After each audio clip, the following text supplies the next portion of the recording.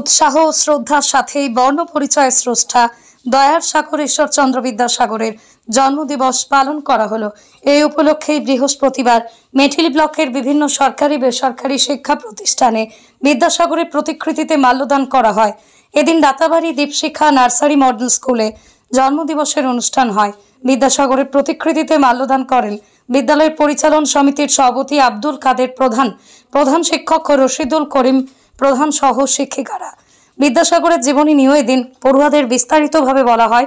অনুষ্ঠানকে কেন্দ্র করে পড়ুয়াদের মধ্যে দারুণ উৎসাহ ছিল। যেটা বলা হলো যে তিনি পরে বিদ্যাসাগর উপাধিতে তিনি ভূষিত হয়েছিলেন। আজকে আমাদের এই মহান পুরুষ ঈশ্বরচন্দ্র বিদ্যাসাগর তিনি 1855 সালে